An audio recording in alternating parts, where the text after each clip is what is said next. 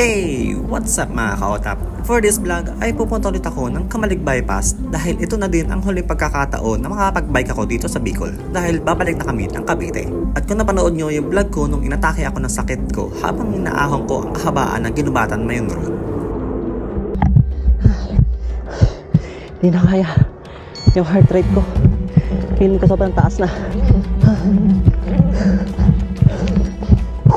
At dahil last ride ko na ito dito sa Bicol, ay susubukan ko ulit ahunin ito nang di tumutukod. Siyempre, kailangan makarest back ako bago kami umuwi. At nandito na ako ngayon sa Kamalig Bypass at sa pagkakataong ito ay nagpakita na sa atin ng mayon.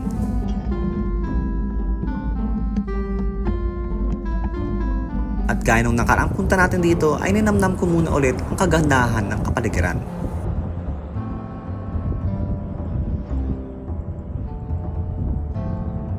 After ko makapagpahinga ay binalik ko na kaagad ang 3km ahon ng Ginubatan Mayon Road. Magsisimula ang 3km pagpasok mo sa kanto ng Ginubatan Mayon Road. Sa unang ilang meters ay patag pa lang ito. Pero paglagpas ng tulay na ito ay dito na mag-uumpisa ang isang mahabang ahon. Nag-a-average ng 3 to 4% gradient at may highest grade na nasa 7 to 8%. Marahil sa iba ay napakabanayad lang ng ahon na ito. Pero sa isang katulad ko na hindi naman climber at weekend rider lang ay mahirap na para sa akin ito. Lalo na nasa 3 kilometers ang haba nito. Story time lang muna tayo mga kaotap. Naikwento sa akin na itong kahabaan ng Ginubatan Mayon Road, lalo na yung mga nasa babang parte, ay ito yung mga part na lumubog sa lahar o baha ang mga bahay dito noong 2006 dahil sa bagyong Reming. Ang kwento sa akin, nung panahon na yun ay wala na daw dumadaang sasakyan dito dahil sa kapal ng mga putik at lupa na galing Mayon na naging dahilan ng pagkalubog ng ilang mga bahay dito. Well, hundreds of people are being buried in unmarked graves as hopes fade of finding any more survivors from the deadly typhoon which hit the central Philippines on Thursday. The President, Gloria Arroyo, has declared a state of national calamity to release funds in order to assist search and rescue efforts.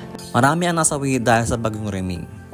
At ang sabi-sabi, paggabi daw at madilim na dito ay may mga naririnig daw silang mga umiiyak na mga bata.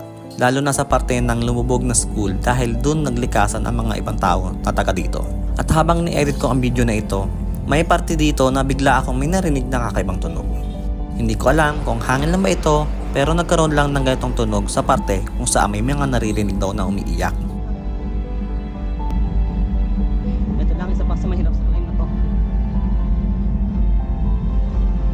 Hindi ko masasabay na kasabay na ganyang kalalaking truck. Tapos masikip yung daan. Hindi ko masasabay na kasabay na ganyang kalalaking truck. Pero nung dumaan ako dito ay hindi ko naman ito napansin o narinig. Umabot daw ang baha hanggang sa may dike na noon ay wala pa ito. Ginawa lang itong dike pagtapos ng trahedyang gawa ng bagyong Reming. So ayun na nga, kung napanood nyo yung last vlog ko, pagdating ko dito sa dike ay dito na ako nag-umpisang makaramdam ng hindi maganda. Pero sa pagkakataong ito, nakalagpas naman tayo na walang iniindang sakit, maliban sa ang sakit na likod ko. At pagdating sa parteng ito na ang senyales na patapos na ang 3 kilometers na ahon.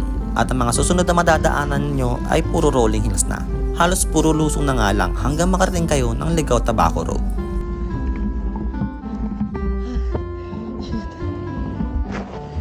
Nakit natin ng straight na walang tukod for the first time.